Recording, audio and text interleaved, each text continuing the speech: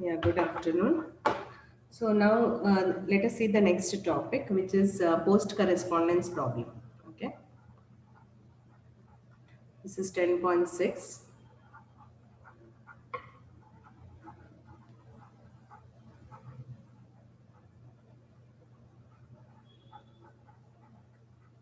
Also popularly known as a PCP.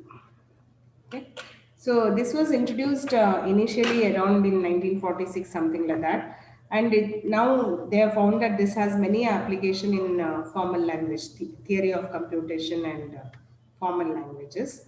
So usually it's used for answering some yes or no questions. Okay. For example, the problem goes like this. Let us say you have two lists. Okay. Let me call x as x1 to xn.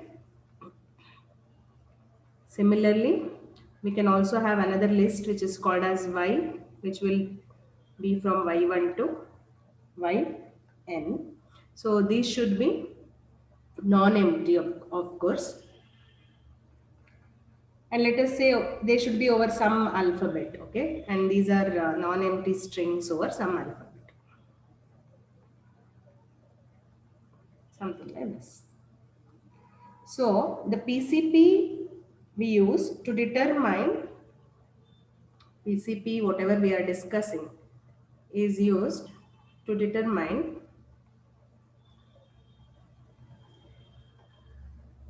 okay, whether you have whether there exists something or not. Okay, for example, let me say whether or not there exists some order, or let us say like I1, I2 up to IN, some order, okay, where this IJ, whatever we are talking about, comes between 1 to N. N is this, okay, all right. So this is I and subscript J in such that your xi1 I2 like this xim should be equal to yi1 to yin. Now these ij's, whatever we are talking about, no, these indices, i's, right? So one thing you should remember is indices need not be distinct. Okay. And the second thing you should remember is m may be greater than n, not always. That means if you have n terms here and n terms here, I may repeatedly use many terms, one term more than once, making total number of m to be, it's possible that it is greater than n. Okay. So this is your PCP uh, problem. Okay. So now let us solve some examples. For example, we said we have x, right? So let us take x to be b a cube and ba. Similarly, let y be is equal to b cube, ba and a. Now the question asks whether this one has a solution. So this is list 1, right? And this is list 2.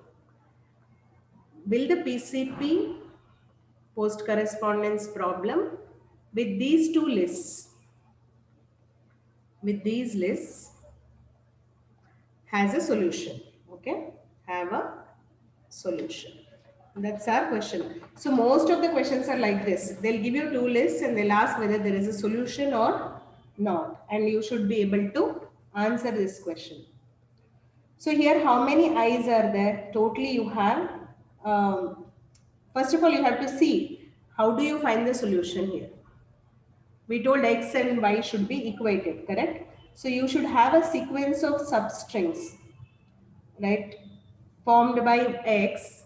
Basically what we are trying to do is sequence of substrings formed by x. Okay. And we should have an equivalent sequence of, or this should be identical. This should be identical compared to sequence of substrings formed by the second list, that is y. So here when I say y and x, this is, we are talking about list 1 and list 2. Okay. And I also need to determine what is m. That means how many terms will come when I do this. It's not necessary that you should start with the first term itself. Okay. So let me start with x2. With instinct, you will come to know this one. So if you see this, let me start with x2, like B, A, B, Q. Okay. Let us put an equivalent value, y2, which is equal to BA. Now I have the first part of BA, B cube over here for y2. Okay. That means what? Next I need a B cube here, isn't it? And I do have a B cube here, right? So which is y1 term. So I'll write it as a B cube. Now if I add a y1 term, I have to add x also here. So x1 term B is added. Alright. Next, now I added B right here. So that means they are not equal. I have to go on adding terms to both left side as well as right side until they become identical or equal.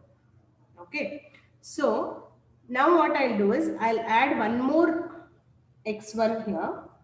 Right. See now this y2 and y1 together, y2 and y1 together help.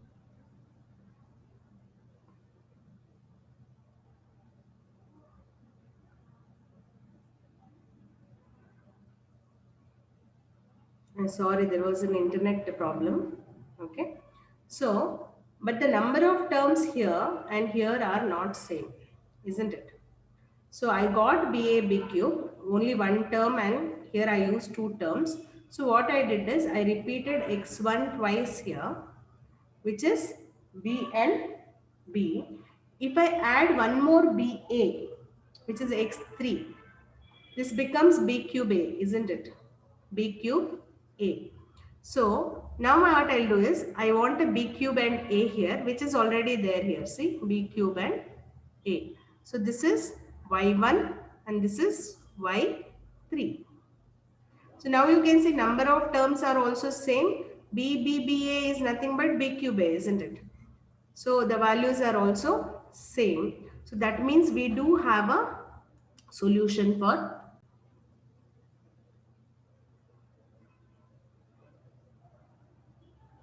Let us take one more question. Okay. So we have to see whether a PCP with two lists, let's say x is 0, 1, 1, 1, and let's take the y to be 0, 1 square, which means it is 0, 1, 0, 1, okay, and 1, 0, and 1, 1. Whether this one has a solution or not. Okay, the question is whether it has a solution.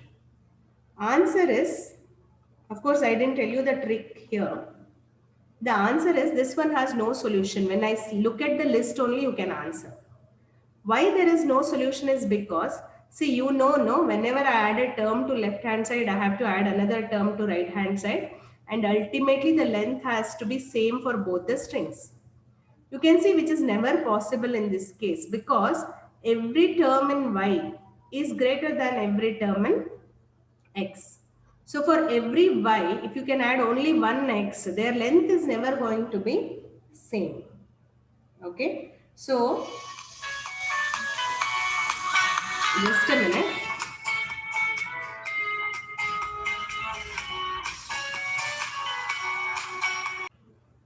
Okay, sorry for the disturbance. So I'll repeat again. Now we know that for every substring, I mean if I have to write the answer formally, right? For each substring, so this is x0, x1 and x2, and generally we can call this as xi, right? So xi belonging to list x.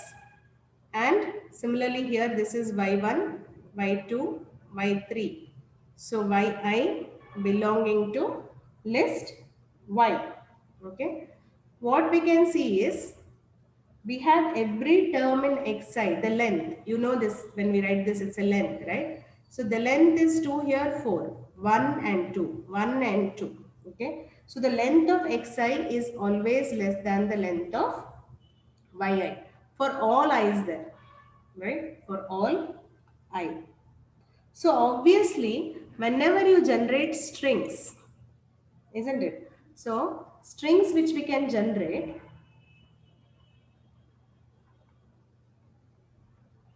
by using sequence of x's, sequence of these substrings, right, in x, sequence of substrings of x is always less than, right, or we can say is shorter than strings which we can generate using y, right? Strings generated by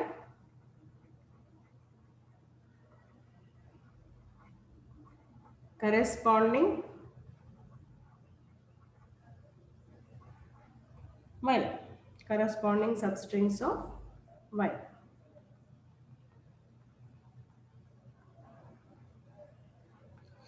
Therefore PCP has no solution.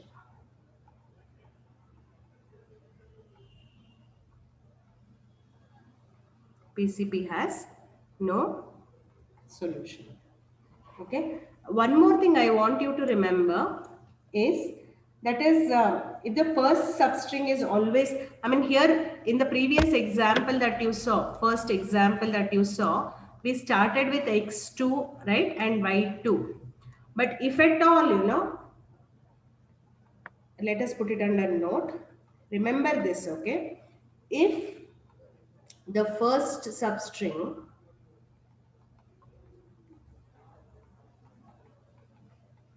used in generating that sequence in PCP is always, there is a restriction, okay? You have to always start with x1 and y1. Okay? Always start with, or the first substring used is always x1 and y1. Then we call this PCP with a different name. Okay? We call it as modified post correspondence problem. Then the PCB is called or is known as, okay, modified PCB. Okay, I hope this is clear. I'll repeat this once more. In the first example, you saw that we started with x2. There is no restriction. So it's a simple PCP. But suppose there is a restriction that you are going to always start the substring by using x1 and y1 only as the first substring when you are generating a string. Then PCP will be called as a modified PCP. Okay. So there is one more question. How we can use this PCP? How PCP can be, treated like a game of dominoes.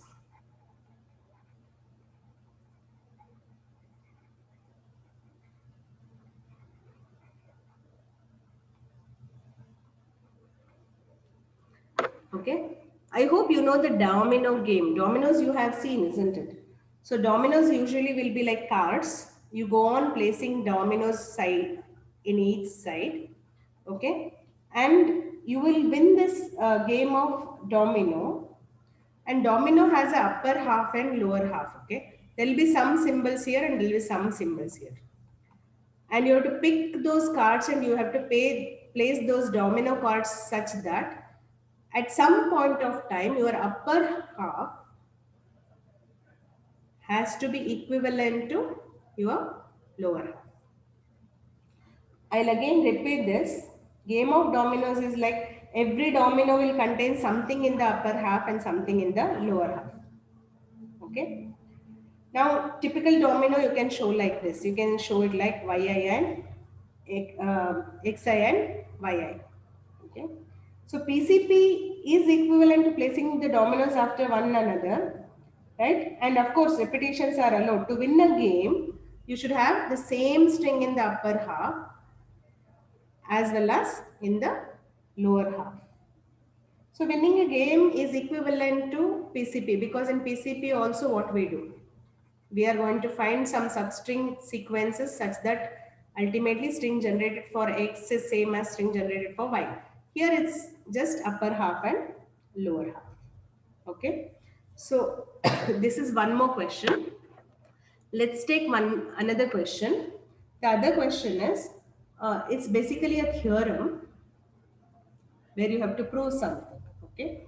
So to prove that the PCP over sigma for the length of sigma which is greater than or equal to 2 is unsolvable.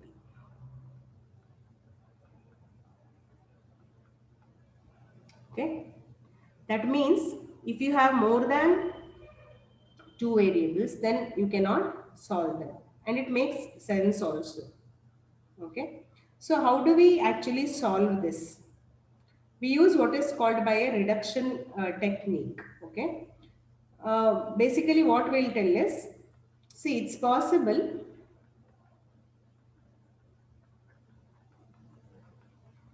to reduce this PCP, reduce PCP to many classes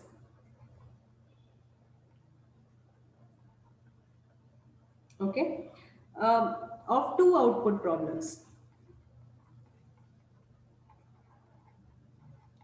Two output problems means yes or no. The first example we found a solution, we told yes, and the second example we took was to tell that it is not possible, isn't it? So we can reduce it to two things. Okay. So now we can prove that whatever we have said, no, it's unsolvable by proof is by applying reduction technique. Okay. By applying reduction technique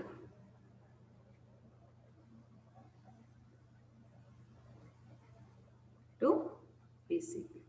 Reduction technique to PCP. So now when we prove this, we'll take the grammar into three different types. Okay, we have three types of grammar that we deal with: class 0 or type 0, okay, type 1 and type 2 grammars. And type 1 we have known with the name of context sensitive grammar, and this is we have learned it as context free grammar.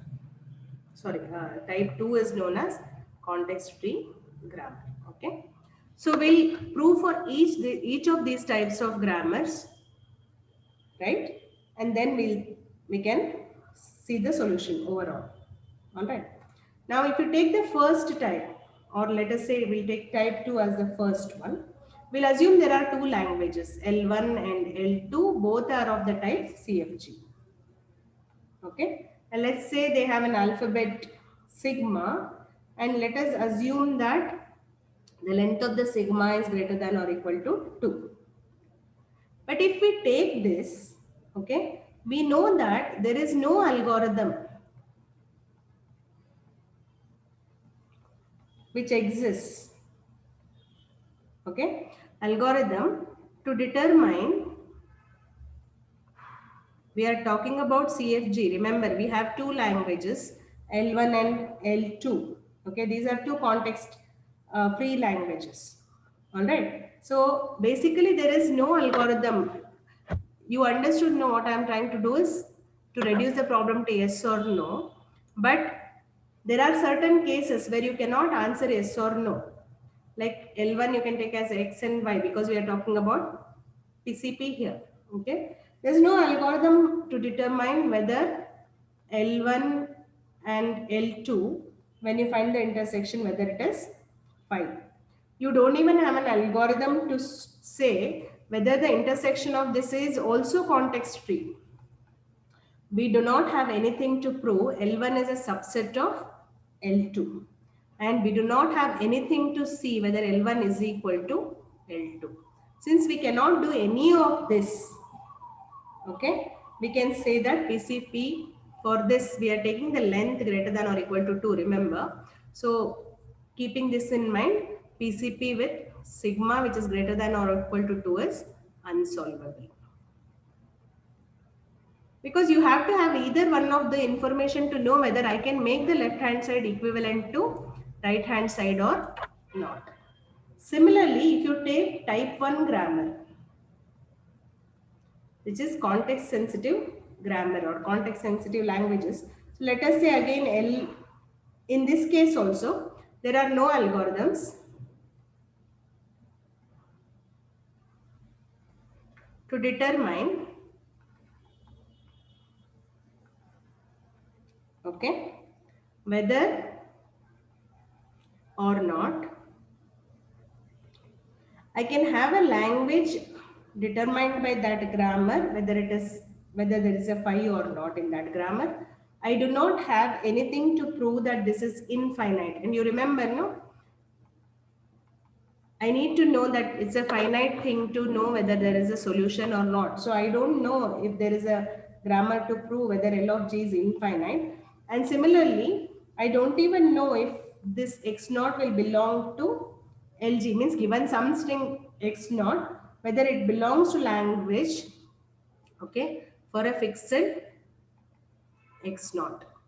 You remember, right, in context sensitive grammar, I told you in the last class. So if you have alpha and something and beta, and it can give rise to alpha and something and beta, only if this alpha and beta contexts are same, right? And only this will give rise to this. That's the change. This change is possible in these two symbols only if the context under which they are working is same, right? So that's why we don't have an algorithm to prove whether X naught belongs to L of G for a fixed X naught. So we don't know because it is depending on the context. Now the third part of the proof is for type 0 grammar. Okay. Now when you take type 0 grammar, again then there is a no algorithm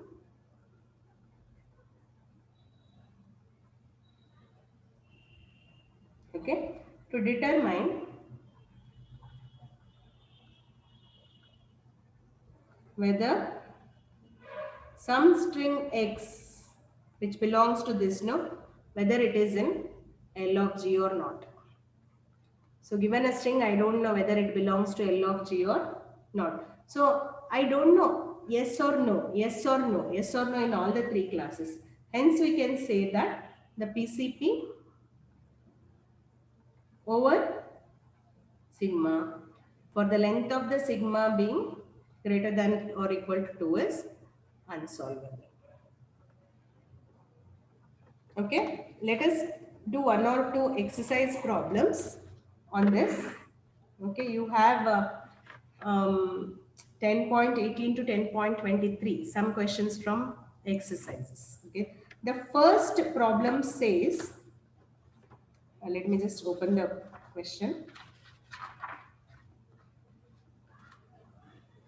Okay, so the first question is 10.18. Okay, 10.18. So it says, prove that, this is 10.18 exercise question, prove that PCP is solvable for length being 1. And it's quite obvious, isn't it? The proof is very simple for this because it says the length is only 1. So let's say sigma is equal to A only. Okay, let's say sigma is equal to A. So what will be X? X will be some substrings using that A of any length, right? So let us say X is like this and let Y be equal to Y1, Y2 up to Yn.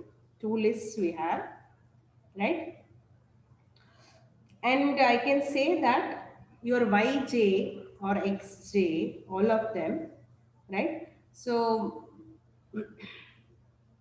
is equal to, let us say, a of some length j, isn't it?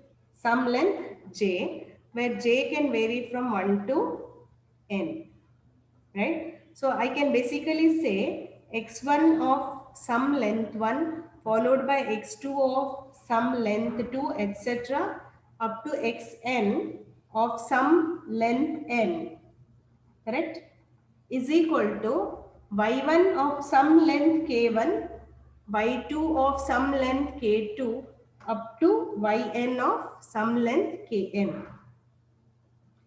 Now both, when you summate, because it's only A, isn't it? Because it is only A. I can have A of length 3, 1 and 5. Here I can have 1, 3 and 5. They can vary. But when you are summating them, both will be definitely equal, isn't it? So both will be equal to what? When you summate them, obviously both will be equal to Ki Li, isn't it? You are using K from here and L from here. So the both side it will be this. So that means PCP is solvable for the length of sigma being equal to 1. Okay. So this is one exercise question. Similarly, let's take one more question. Second question. This is 10 point. Let's take 10.20. Okay. So it asks that whether the PCP with 0, 1, 0, 1, 1 and 1, comma 1, 0 and 1, comma 1, 1 is solvable. This is the question. If you ask that, this is x1, y1, x2, y2 and this is x3, y3. You remember the first question when we solved. See, the length of x is smaller than y, length of x is smaller than y, length of x is smaller than y. So you cannot solve this at all, isn't it? So you have to tell that no pair of x1, y1, x2, y2 and x3, y3 that we have taken, right? The length is small, and one more thing is you can see here, isn't it? Every xi is less than the yi. So every xi's length is less than the yi, isn't it? So always, if you take any combination of substrings, for example, let me take it from in or im, right? This will always be less than when I use some combination of yi1 to yim, isn't it? Therefore, it has no solution. I hope this is clear. Because of this length of xi being less than length of ii. You have to explain it in English properly for the exam. Whatever I have orally told, I haven't written, but you got to write them. Alright. So let's take one more question. 10.21. Let us say you have s which is equal to 0, 10 and then you have 1 square 0, that is nothing but 110. O cube means 3 O's. Okay. And the third one is O square 1, comma 10. Again, do we have a solution for this? Okay. In this case, you can see 3 and 3, 3 and 2. So not every xi is less than yi. So I cannot apply that part over here to tell whether there is a solution or not for this. Okay. But again, there is one more information we can use, okay, to tell whether it is solvable or not. So what is x1 here? x1 is 0, isn't it? What is x2 here? x2 is 1 square 0. What is x3? x3 is 0 square 1. Correct? Similarly, what is y1? So y1 is 10, right? So what is y2? Y2 is 0, 0, 0, which means triple 0. If you want this, you can write it as double 1, 0. You can write it as 0, 0, 1 also. And what is y3? 1, 0. Right? Y3 is 1, 0. I hope I have written this correctly. X0 is 0. Anyway, whatever it is, the answer will be, we are just trying to find out what is the answer, right? So, and then y3 is 1, 0. Now, can you see any common non-empty initial substring? Right? There should be something common to begin with, isn't it? If you see the first problem here, for which we had a solution, let me take you back to this. Okay. First one, for which we had a solution, right? Here, first problem was this, yeah. We had a common substring to begin with. In both x and y, there was at least some initial common thing, isn't it? If you do not have even some initial common thing, you cannot build on that at all, isn't it? So if you see here in the question that we took now, this one has 0, right? Right? So basically in this entire thing that you can see, there is no pair of either x1, y1, because if you add 1, you have to add 1 here, 2 here, 3 here. You know that, right? So if you see x1 and y1, there is no common substring in the beginning. Here x2 and y2, again, they do not have the initial part which is same. And if you see x3 and y3 also, they are not beginning with the common initial substring. So here there is